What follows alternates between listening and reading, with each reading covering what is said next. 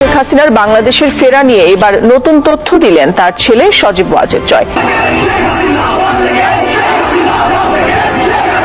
অবশেষে দেশে ফিরছেন সাবেক প্রধানমন্ত্রী শেখ হাসিনা, এমনটাই জানালেন ব্যারন মিডিয়ার সাক্ষাৎকারে শেখ হাসিনা পুত্র সজীব ওয়াজেদ জয়। প্রিয় দর্শক, আপনি ঠিকই শুনেছেন। বিস্তারিত জানতে আমাদের সাথে থেকে সম্পূর্ণ ভিডিওটি দেখতে থাকুন।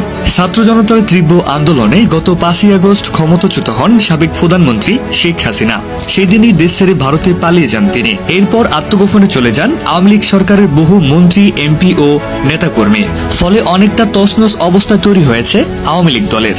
এদিকে অভ্যুত্থান পরবর্তী বাংলাদেশের দায়িত্ব নেন নোবেলপ্রাপ্ত অধ্যাপক ডক্টর মোহাম্মদ ইউনূসের নেতৃত্বাধীন অন্তর্বর্তীকালীন সরকার। দায়িত্ব গ্রহণের পর নানা চ্যালেঞ্জের মুখে পড়তে হয়েছে এই সরকারকে।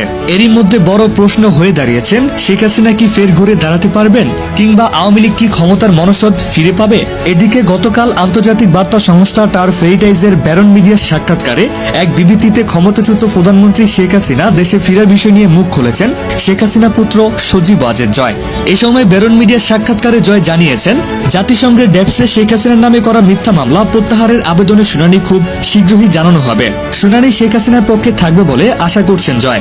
জয় আরো বলেছেন, শুনানি জানালে খুব শীঘ্রই দেশে ফিরবেন সাবেক প্রধানমন্ত্রী শেখ হাসিনা। প্রিয় দর্শক, আপনাদের মতামত কি? সাবেক প্রধানমন্ত্রী শেখ হাসিনা কি দেশে ফেরা উচিত নাকি উচিত নয়? জানিয়ে দিন আপনার মূল্যবান মতামত আমাদের এই ভিডিওর কমেন্ট বক্সে।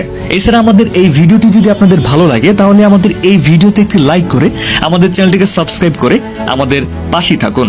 ধন্যবাদ আপনাকে সম্পূর্ণ নিউজটি এখন অবধি দেখার জন্য।